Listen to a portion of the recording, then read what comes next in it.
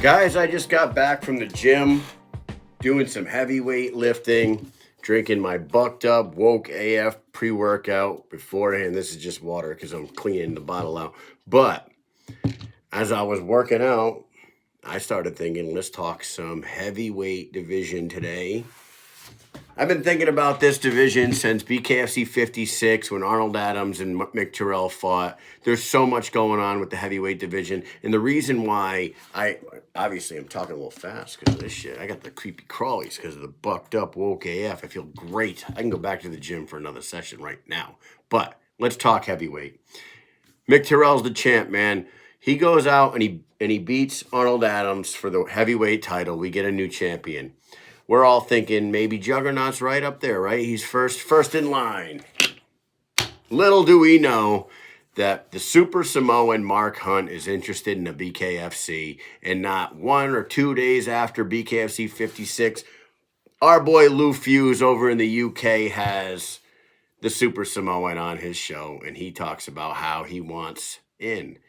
He wants in. He even said that he would fight 3 people for a title, but he would like Mick Terrill right off the rip. He came on our show like a week after.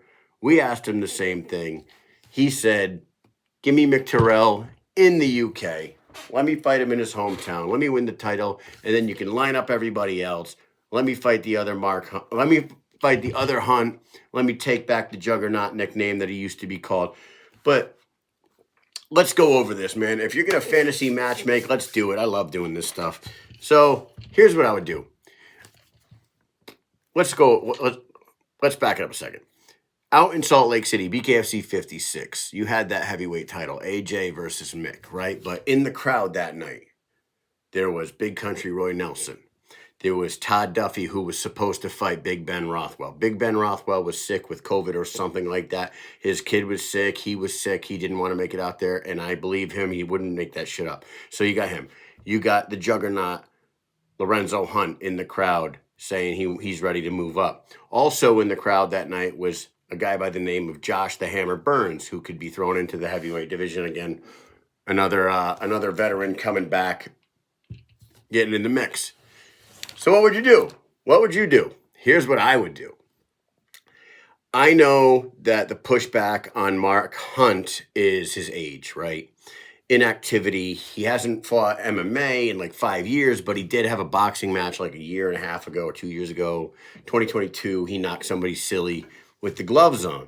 So obviously he still has knockout power, walk-off knockout power like we've always been used to seeing with him. Mick Terrill wants it. He wants it.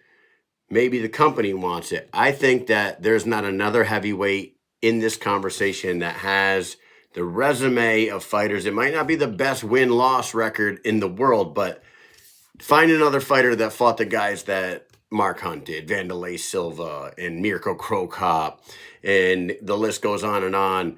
Stipe Miocic, Alistair Overeem twice. This dude has fought the who's who, and he's hung in there with most of them, and he's knocked out a lot of people. So book that. And now let's talk about matchups. So you got Mark Hunt versus Mick for the title.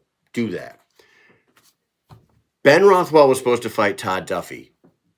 But when that fight fell off, there was a guy online saying how angry he was, how fired up he was, that he didn't get a call to step in on a couple of days' notice to fight Todd Duffy. And that guy's name is Lorenzo the Juggernaut Hunt.